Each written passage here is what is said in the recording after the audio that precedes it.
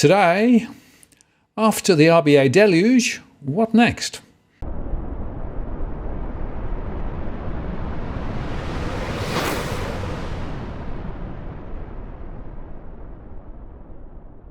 Hello again, it's Martin North from Digital Finance Analytics, one that is posts covering finance and property news with a distinctively Australian flavour. Today, I'm joined by Steve from Canstar. Hi, Steve. G'day, Martin. How are you doing? Yeah, pretty good. How are you? Terrific, thank you. Well, we're speaking directly after the RBA's announcement yesterday about rates going up another 50 basis points. It wasn't really surprising, but the fallout is what I really want to explore a bit today, because I think there are some consequences.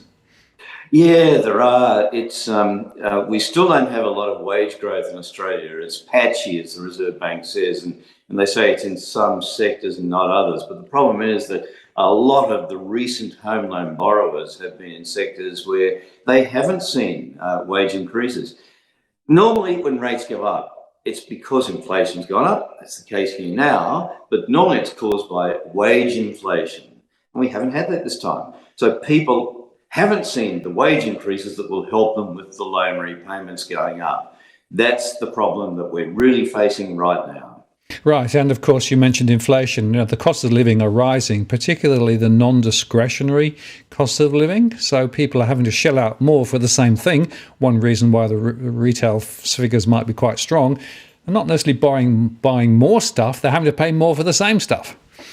Yeah, they are. And look, when people think about non-discretionary, some people might not know what that is, but it's the grocery bill, it's petrol, it's your insurances, it's your electricity, your telco, all those things that are necessary costs of living. They're the things that are going up. And so it's not sort of like the fancy restaurant meals, they're going up too, but you can avoid that. But these are the things that you have to pay, the bills you've got to pay, the living expenses you've got to pay. And people are going to struggle to meet that, plus an extra $650 in a $500,000 loan repayment that they'll have seen since the Reserve Bank started these increases.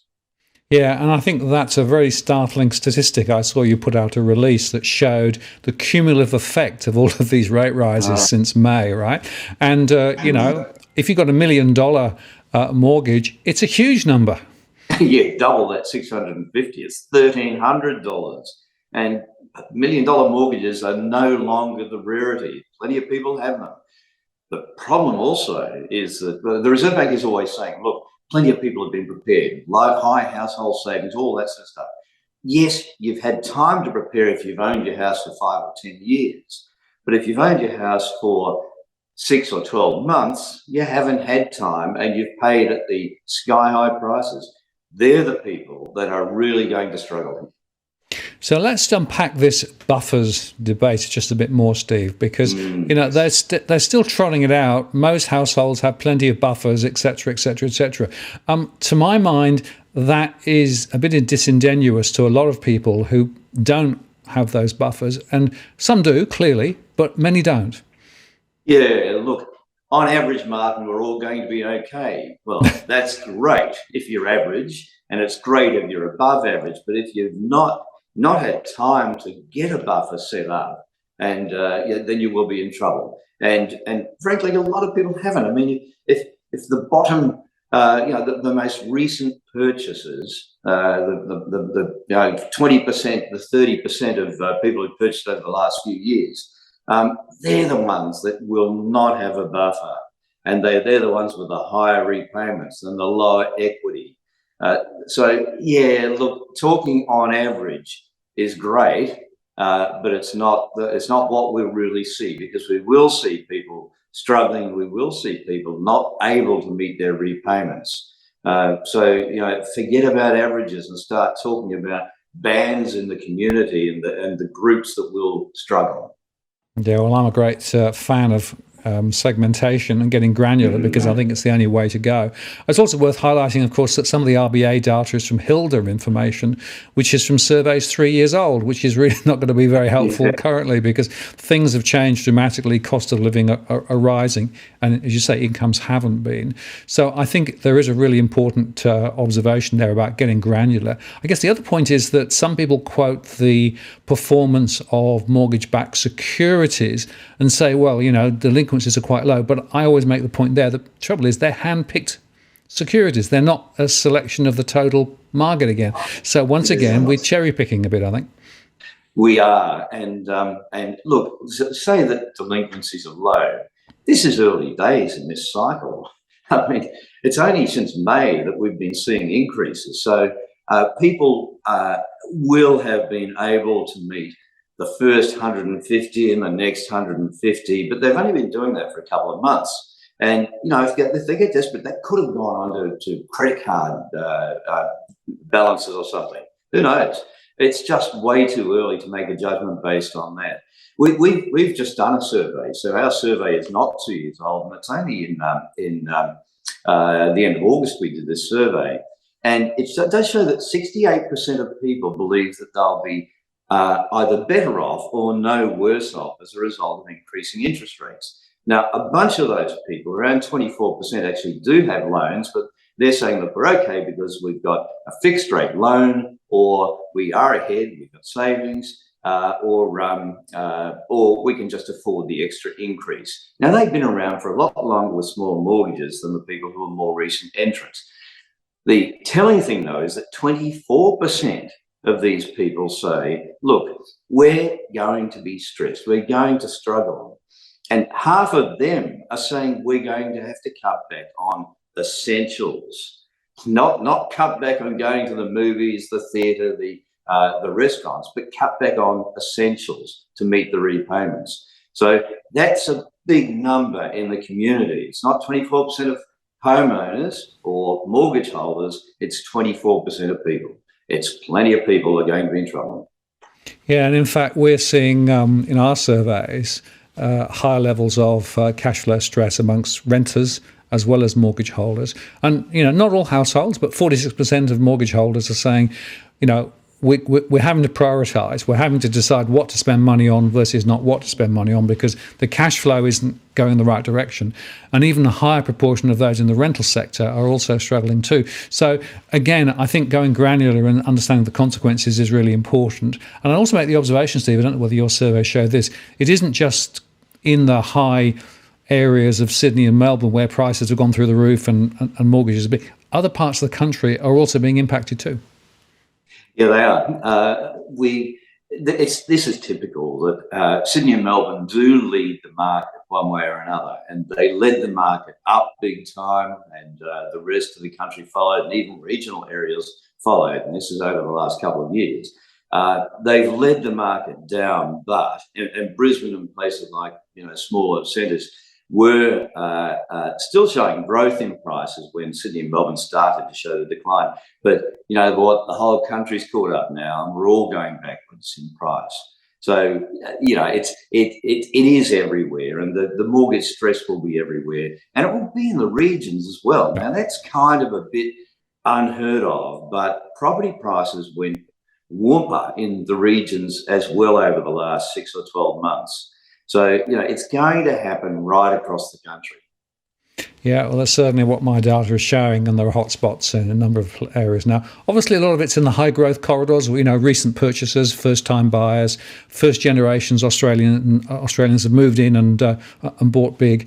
Quite often, of course, those areas are not very well served with terms of infrastructure, transportation. So people are spending a lot more on getting about, and of course, fuel costs are pretty expensive as well as everything else. So you can sort of understand it. But I also see other groups, some older Australians, people who've moved perhaps to sea change and tree change opportunities quite recently, also struggling too. So this is a really important patchwork conversation. And again, I think averaging doesn't really tell you the full story. So, these surveys are really important. Yeah, they are. And I think people should be careful about saying, well, look, we're not seeing this or we're not seeing that at the moment, because this is the beginning. This is just the beginning, and people can patch over things for a little while, but unless wages start to increase, we're going to really struggle to sustain the repayment. Not just struggle to make it for a month or two, but to sustain it over a long time. So, Steve, one of the things I've noticed is that some of the banks have actually started moving some of their variable rates around, and we can get a really interesting observation from that as to how they are thinking about the market. Yeah, look, you can. The biggest lender in Australia has a 70 to 80% LVR. So these are people who have at least 30% equity in their property. Now they're paying the lowest rate that they have is 3.69. When you get to that 70 to 80% band, so think about 80%, that's the regular sort of deposit required. That rate now becomes 3.79. If you've borrowed at greater than 80%, it's 4.66. Now that's a much bigger differential than I think I've seen in a little while, and it says that they're seeing a fair bit of risk in the market at the moment, and realise that people with those very large loans and small equity present a massive risk, not just to themselves but also to their lender. So it sort of does say something about the market and the outlook, because if they're saying that, well, gee, they don't get it wrong that often.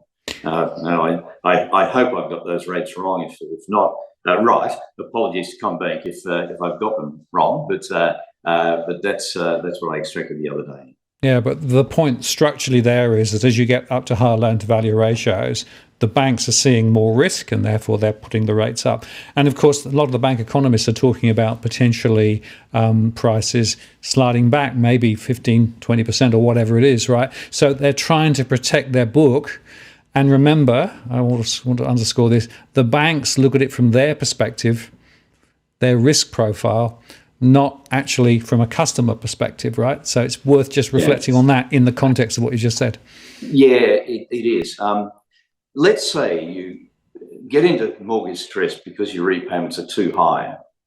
Then you've got a massive problem on your hands, but it's your problem at this stage. If you have equity in your house, so if you've got 30 or 40% equity in your house, you own sort of 30% of your house. That's your problem, that you have troubles with the repayments. If your equity in the house is diminished and you only have equity of 10% in your house, then your problem is also now the bank's problem, because they'll lose money if you have to sell up or they have to sell you up.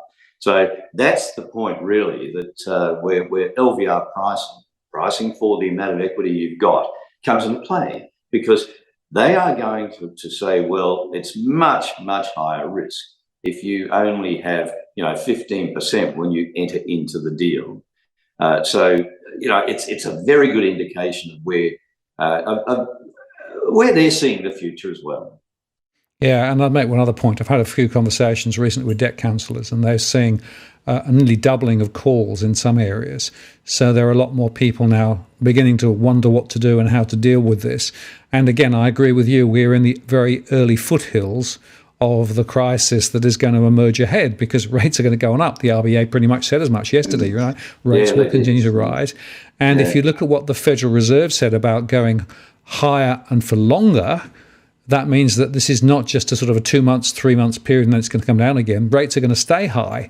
And even the RBA is saying that the inflation rate next year will be above their target. So it looks to me as though we're in for not just rate hikes, but a high plateau, which means, as you say, that month by month by month, their financial situation of many households do begin to deteriorate.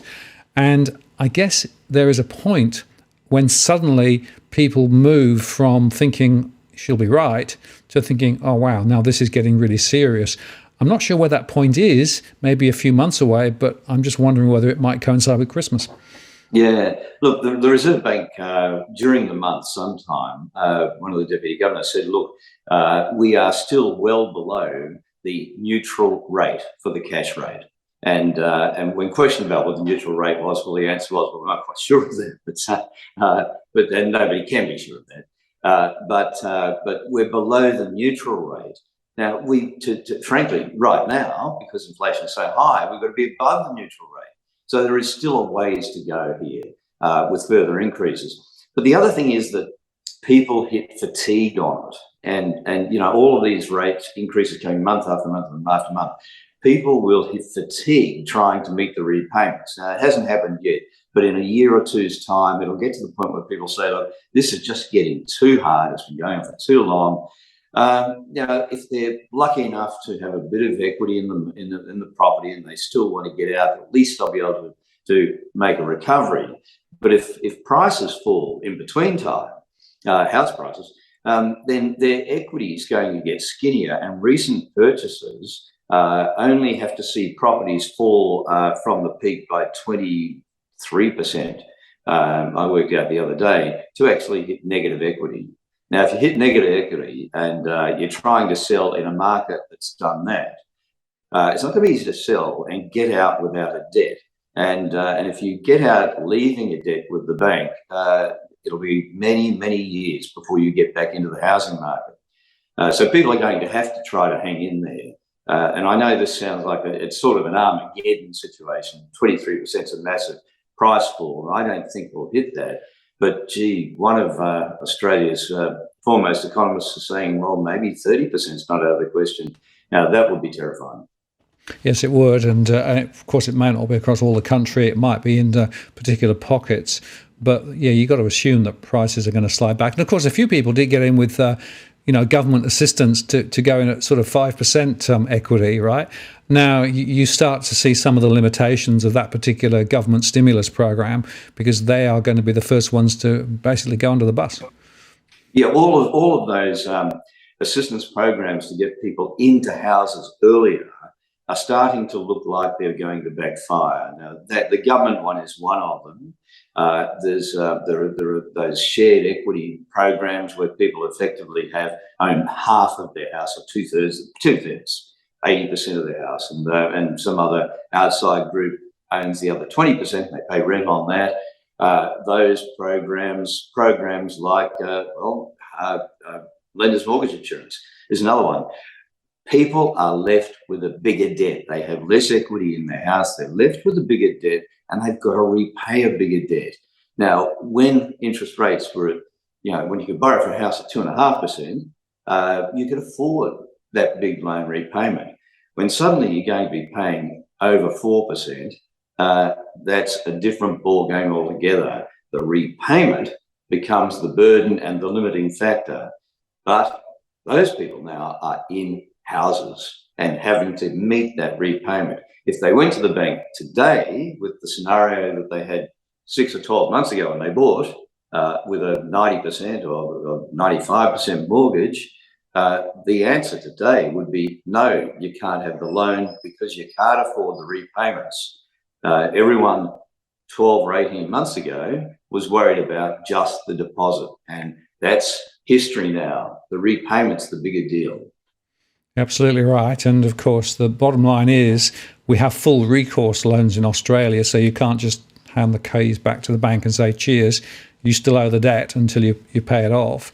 And the borrowing power of, in other words, on the same parameters that you actually went to the bank 6 months ago, if you go back now, they'll give you less, maybe about 20% less on some calculations or more, which suggests that there are a lot of people who are really up to their neck in debt.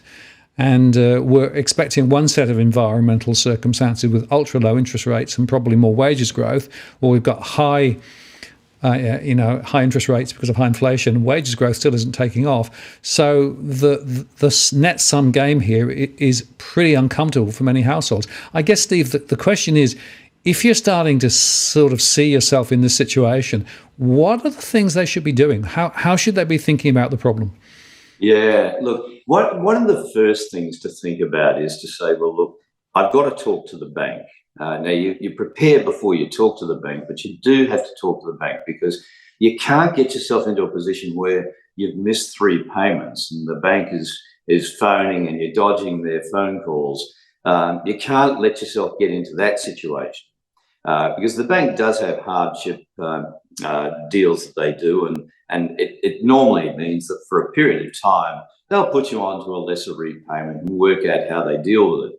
But the bank also will say, well, hold on, this is going to go on for a lot longer than just short term. So you've got to have a real proposal.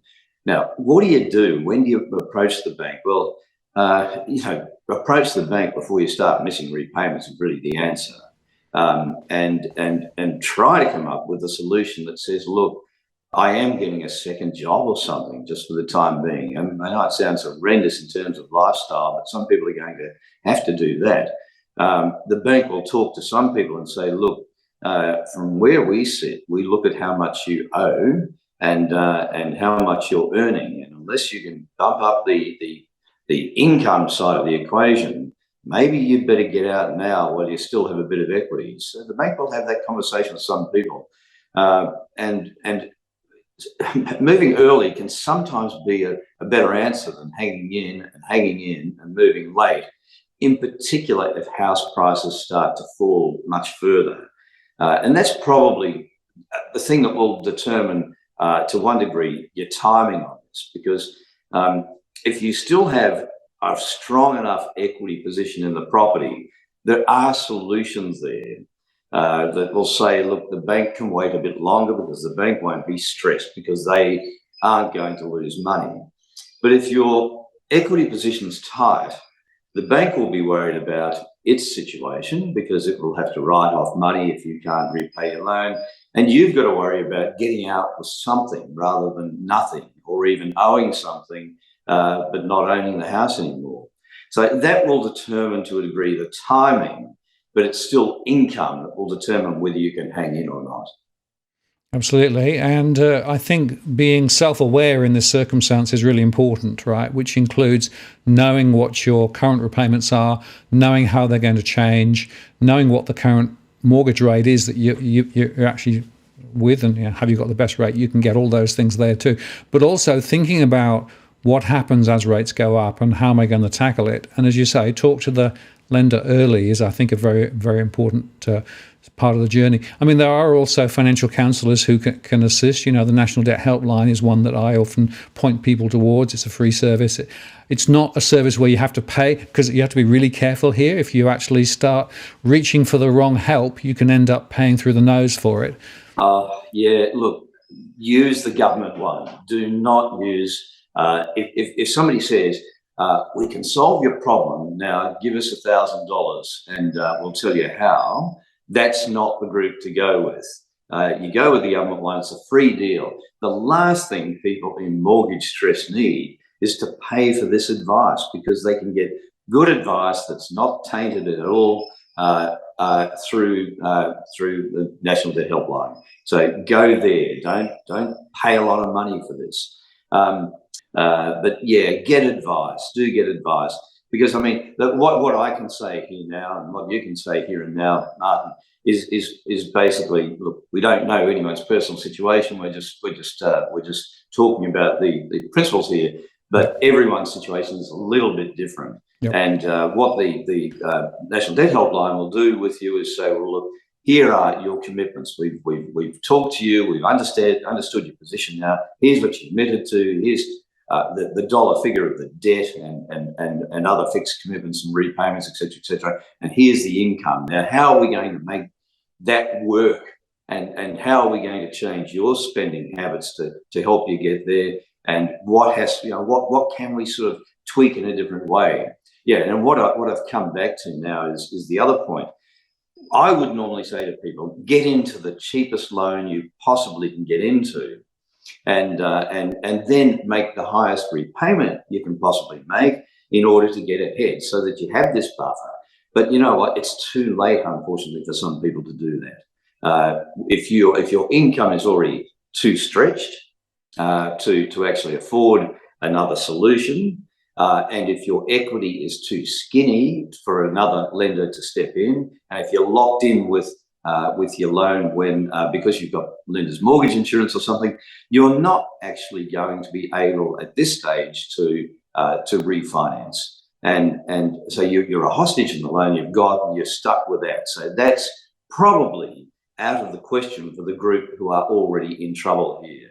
For the group who still have plenty of equity and are comfortably repaying their loan and have a buffer in their income, then they are in high demand, and that group also should be acting right now to get into that cheaper loan while they can and get their payments further ahead by maintaining a higher repayment rate than they're required to. So both groups, whether you're feeling comfortable or not, you should be doing something, and you've got better options. If you can't refinance because you're in that stretched and stressed situation, then okay, really sit down, get advice, work out a budget, and work out how you can deal with it. Absolutely, and we'll put the National Debt Hotline number down below. It's a very useful number to know, and it's confidential and it's free. It's government supported, and it's basically non-for-profit. So it is the best source of advice if you're in that more sticky and difficult situation. But I just want to come back to the apathy tax discussion we always have, Steve. There are still people who are on mortgage rates that are higher than they should be simply because they haven't done the work to go and check the best rates and make sure that you can actually get a better rate. Today, more than ever, that is a real issue. People need to go and look. Yeah, look, absolutely. The average home loan rate right now is 4.51%. And the lowest rate right now, which is only available at this stage for refinance, is 3.14%. Now, that's a huge differential, and 1.3% roughly. Now, you can save yourself hundreds of dollars every month on your repayment just by refinancing. And if you are in that comfortable position of having equity in your property, good equity in your property, and reasonable income to cover repayments, you are in high demand. You need a clean credit history and all that stuff too, but you're in high demand and you should be getting in now, and get in now, but do not reduce your repayments. Keep your repayments up at the higher level. Make sure you're in a loan that has redraw or offset so that you can use that repayment later on when your rates inevitably keep going further up.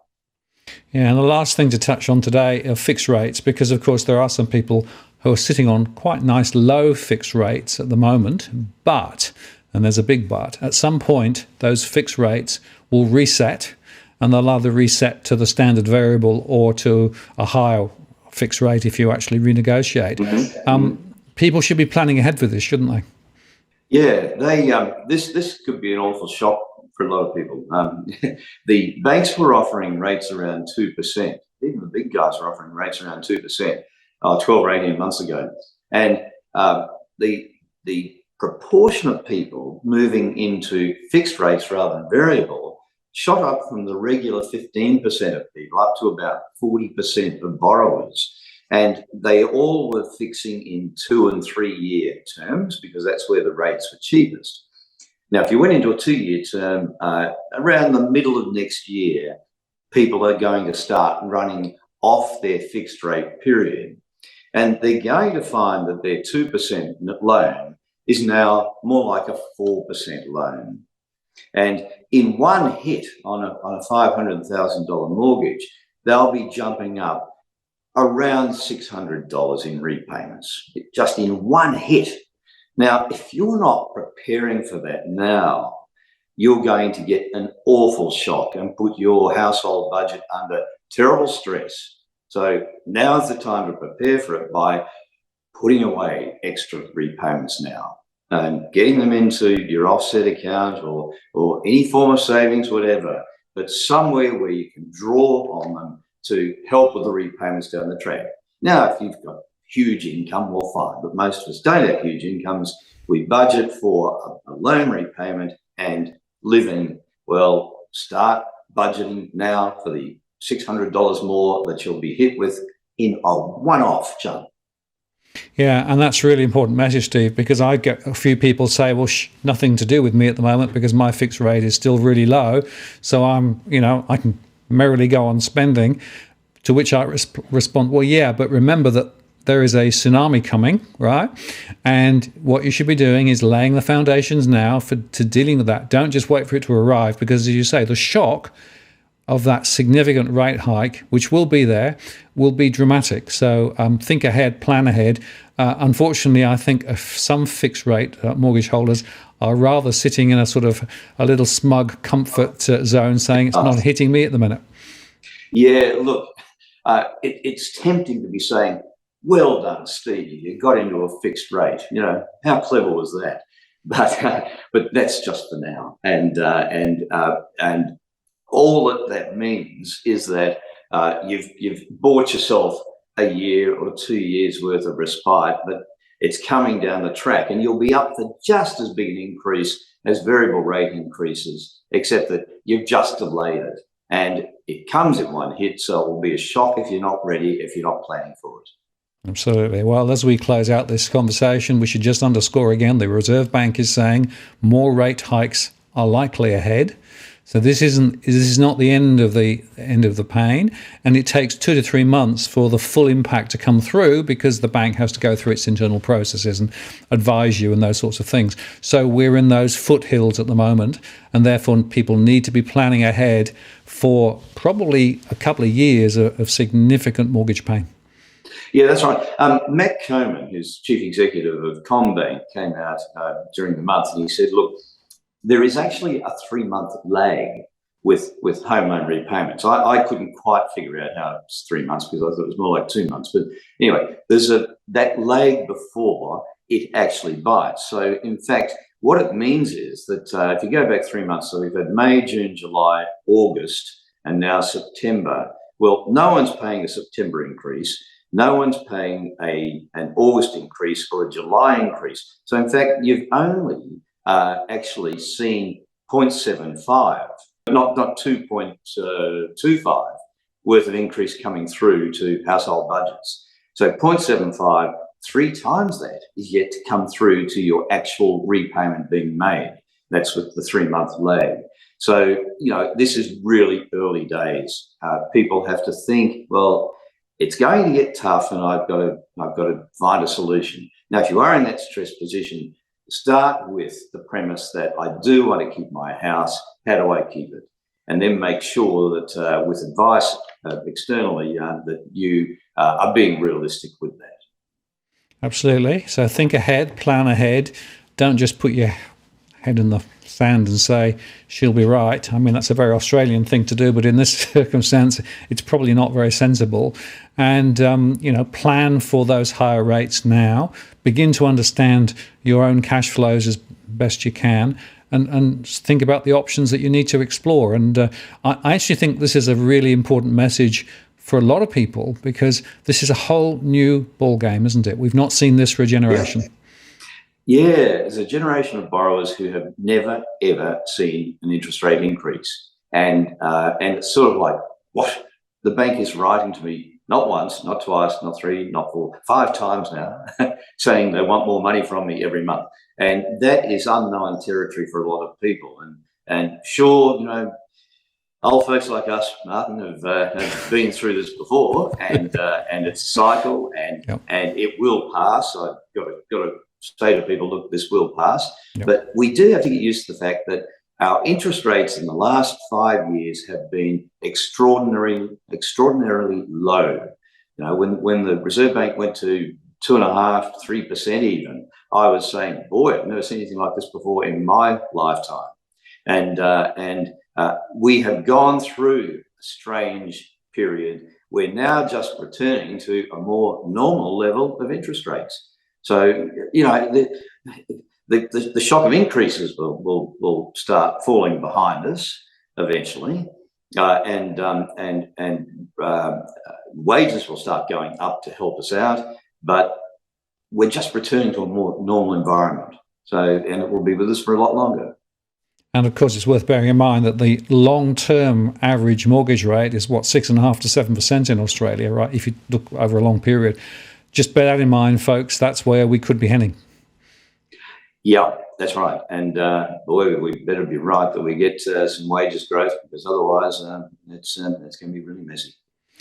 Steve, I really appreciate your time today. Some very, very important messages, and as always, very, very significant issues that we touch on. But I guess the other message is there's hope there. There are things you can do. Start acting early. Yeah, do. And I said it before, I always want to go back to this. Start with the premise that I have a toehold in the property market. I want to stay there. I'll do what it takes to stay there. And if it means a second job for a period of time, well, it's easy to say, and I know people have all sorts of family and lifestyle pressures, but think about solutions other than, sort of, I just got to get out of this mess. Try to find a way of hanging into the equity you've got, hanging into your toehold in the property market, and taking that long-term view that, if I can do the hard stuff now, I'll be better off longer term. Because longer term, you will be better off, provided you can hang in there. Steve, thank you very much. Great advice. And I'm sure we'll be chatting again in the next few weeks as this rate cycle continues to move. Thank you for your time. It's a pleasure, Martin. Thanks.